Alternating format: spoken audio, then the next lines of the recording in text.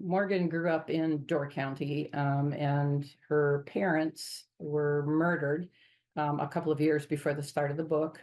And the murder apparently was done by Morgan's fiance, who she'd been engaged to, who turned out to be a total fraud. And after a big fight that he had with her parents, and she drove off and he was left with her parents, she came back and found her parents murdered. And so he disappeared. She was the primary suspect because her parents were quite wealthy, and so she inherited everything that they had. So that gave her a huge motive. And there were no traces that they could find of this fiance. He'd been very careful and fabricated a bunch of lies and little quirks that basically had him leaving no trace of who he was behind. So Morgan kind of takes over running the store, but she's mourning. And in the process of her mourning, one day this big kind of ugly mud of a dog shows up on her doorstep with some scars and wounds and eyes that are kind of clouded over. And so he just sort of gravitates to her, and she gravitates to him, and the two of them just instantly bond. And he becomes sort of the life-saving ring for her during this grief process as she's trying to recover. So Newt is her dog. She named him after Newton because he dropped into her life kind of like Newton's apple. That was the thought she had, and that's how his name came about. And during her recovery time, she is visited in the bookstore one day by the chief of police on Washington Island, which has a police department now of only 2 officers, actually. There's the chief and one other person. I think in the book I said it was 3, but he has some deaths that have occurred in Lake Michigan.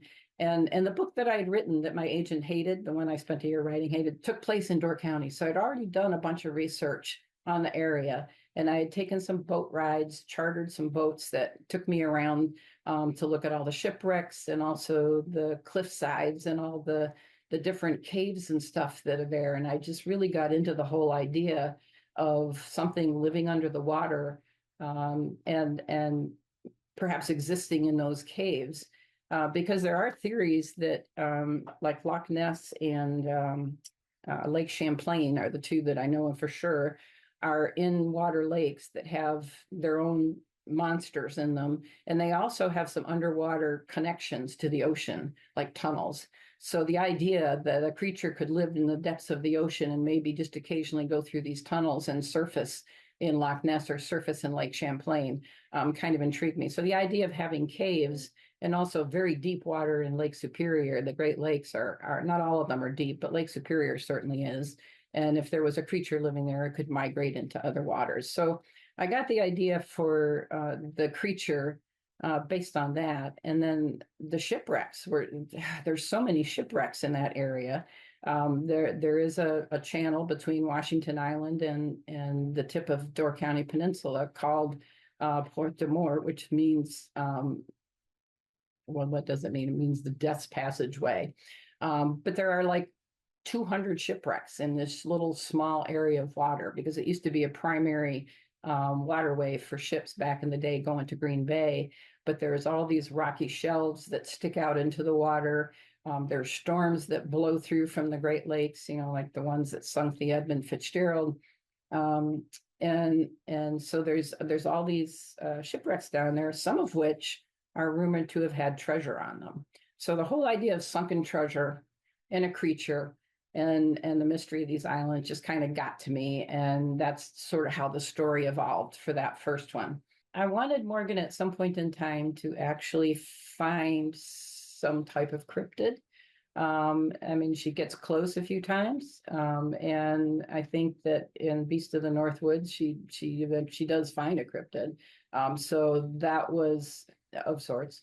That was fun to explore and write, and also kind of scary when you start looking into some of the science behind that whole plot line. But it was also fun to explore the secondary characters like Rita, like Devin, who and John, who don't get a lot of on-screen time or on-page time, but have these backgrounds and these histories. And so the idea of having Morgan go to Rhinelander to try to exonerate the nephew of Rita just kind of appealed to me because it added a new emotional element to the story.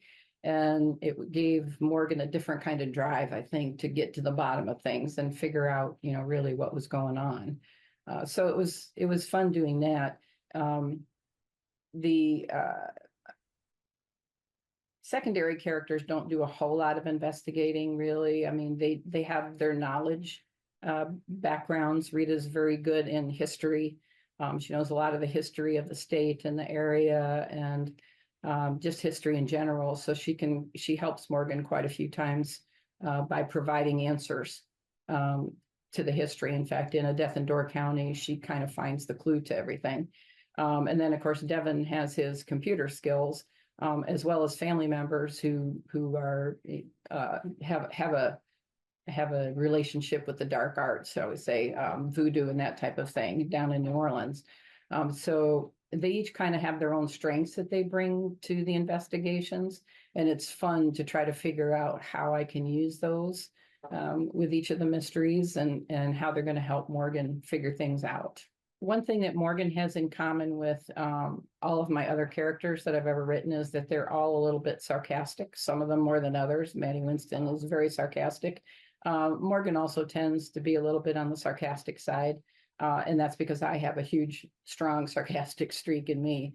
It's gotten me in trouble a few times, but I enjoy that sarcasm. I enjoy kind of coming up and with a snap or a line that as a person I probably would never say out loud, but I can have my character say it out loud. So it's kind of a way to vent those things. Especially working as a nurse, and you always had to be very careful about what you say to people and how you treat people, and sometimes the thoughts that are going on in your head don't match what you're saying. So it's kind of fun sometimes just to vent and let those thoughts come out, or to say those things, because the character can get away with it, whereas sometimes I feel like I can't. So I think with each book, I always get to know the characters better.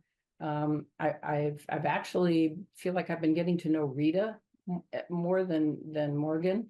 And in the book I'm working on now, the 5th book, I'm really getting to know John as well a lot more. I'm pretty comfortable with Morgan at this point. I think I know her pretty well. And I hear her voice in my head often, but I do curtail her sarcasm a little bit. I don't want her to become too much of a twin to Maddie Winston. They're very different people with different backgrounds and different outlooks on life. So it's kind of fun just examining and exploring and thinking about how would Morgan experience this particular situation. Somebody that kind of lives in my head but isn't me, which makes you sound a little crazy, but that's how it works. With Monster in the Moonlight, the case is about the Beast of Bray Road. And there is a movie that was made called The Beast of Bray Road this is just my opinion, but it is really, really awful. It's just this very low budget, poorly done movie. You can see, I think, part of the LA freeway in the background, even though it's supposed to be in Elkhorn, Wisconsin, that kind of thing. But anyway, it kind of covers the rumors and the story that happened with the Beast of Bray Road, but it's a very real bit of Wisconsin history, because back in the late 80s, early 90s, the Beast of Bray Road was a big thing. There were sightings over a couple of years by a number of people. There was a woman who wrote for the local newspaper in Elkhorn, a little weekly rag, who was assigned to talk to these witnesses who had seen this creature and write up a story about it. And she didn't want to do it because she thought it was a bunch of, silly hokum. And she went into the thing a huge skeptic, and she came out the other end of it all a cryptozoologist. And she ended up writing a book about the Beast of Bray Road that details all these interviews, and she comes up with her own ideas and speculations about what it might be. So it was kind of fascinating exploring that history. And again, going to a little town. Elkhorn is a beautiful little town. And they actually, downtown Elkhorn is pictured on some Christmas cards, or was back in the 60s. And so they're kind of known as the Christmas town, the Christmas card town. and they embrace their Christmas rituals big time and have parades and displays and all kinds of lovely decorations. But looming in the background of all that is this dark story about the Beast of Bray Road. And if you drive down Bray Road, it's kind of interesting because when you first start, depending on which direction you go, but the way most people would probably go, you start, looks like any kind of rural country road. There's some nice fields, and there were some horses out here and some goats over there. And then as you go on, the road gets shadier and darker, and there's just all kinds of things on the side. When you're looking, you see shadows and stuff going by, and it's fascinating to experience that, and then go back at night. And then it's really creepy because you can see and hear all kinds of things at night in Wisconsin, anywhere, including Bray Road. So the contrast of this beautiful little town known for its 1950s, 60s era Christmas beauty and Christmas cards kind of scenes, like a Rockwell painting sort of thing, and then this dark story about this creature that's supposed to be living in the woods off of Bray Road, that most of the witnesses kind of described as a type of werewolf or dogman character.